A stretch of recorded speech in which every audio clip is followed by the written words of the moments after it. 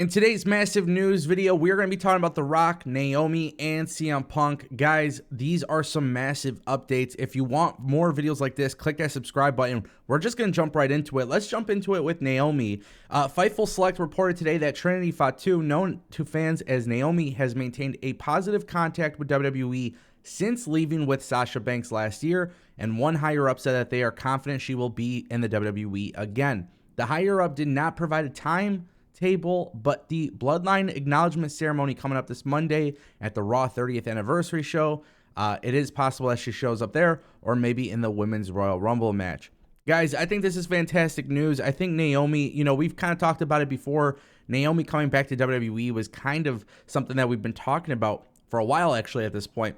But the thing is, when you look at Naomi and Sasha Banks, their careers and why they left, I feel like it's a little bit different. And I think a lot of people were trying to group Naomi in with Sasha Banks. And you know what? Maybe this was the right decision for Naomi to walk out, because when Naomi does come back, I do feel like she will be treated like a bigger deal, especially if she is tied together with the Bloodline. Now, this is a very bold prediction, but I think if you are the WWE and you really want to make it a big deal that Naomi is back, I've predicted this. I've suggested this a couple times on the channel, but I think the idea of Naomi versus Charlotte Flair for the championship at WrestleMania is actually the right decision.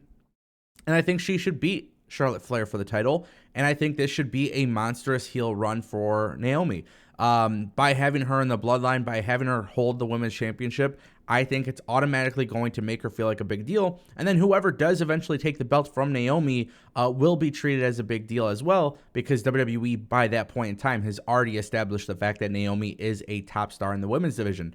Naomi's in-ring experience is great. She's entertaining. She's got charisma. But now I think we could see a different side to her, and that is something that definitely intrigues me, so I am all for it. I want to turn our attention to CM Punk.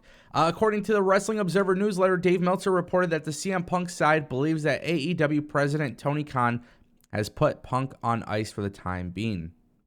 Meltzer wrote, "Right now from the Punk side, the belief is that Tony Khan has put Punk on ice for now, as there are no ideas to use him that have been presented, but no talk at all as of late to release him either." Now, this is really interesting considering the fact that CM Punk has been rumored to get a buyout. CM Punk has been rumored to return. I mean, this is the thing with reporting these days in pro wrestling. I think people are just simply reporting two sides to every story. And, it gets kind of annoying, because at that point, they can never be wrong, right? If they say CM Punk is coming back, they're right. If they say CM Punk is leaving, they're right. So at the end of the day, with CM Punk and his whole situation with AEW, and I really want to make this clear, the Elite did not get fired for their jobs. Now, the way it was presented by the dirt sheets, and that's the only way I could judge this, because I was not backstage to watch this quote-unquote fight, but I have always remained adamant, if the Elite were fired, CM Punk needs to be fired. If the Elite were brought back, CM Punk needs to be brought back, because I believed with the way the news and everything was presented to us, the fans who listen to pro wrestling backstage news and rumors, you got to take everything with a little bit of a grain of salt. But the way it was presented basically told me that all of them were responsible for this. And, we saw the Elite come back. We saw them come back and win the Trios Championships. And obviously that was a Tony Khan decision. But at the same time, if that is how the Elite are going to be treated after everything that went down, I think you do, in some respect, have to kind of do the same thing for CM Punk, because at the end of the day, that's kind of just how it was. And look, it's unfortunate, right? This whole thing should have never happened. This whole thing took away a lot from the product. The product has been doing really well in the last few weeks, but when all of this stuff went down with All Out, it just continued to go in a downward trend. And I feel like that is an issue with AEW, that sometimes the drama becomes more of the talk for the company than the actual quality of the product. And I think it definitely takes away from the quality of the product. And, with CM Punk, whether you want him in WWE or AEW doesn't matter. Technically speaking, right now he is injured. And there is obviously a big chance for AEW to rectify all of this. There is a big chance that AEW can make a lot of money by CM Punk coming back to the company. And if you're Tony Khan, do you really want CM Punk to walk back in to WWE? Because here's the thing. We could talk about Triple H, and we can assume that Triple H won't bring him back. But guess what, guys? business is business. We've seen a lot of people return to WWE for the sake of business, so it is incredibly important that people understand that if it makes sense for business, Triple H will do it.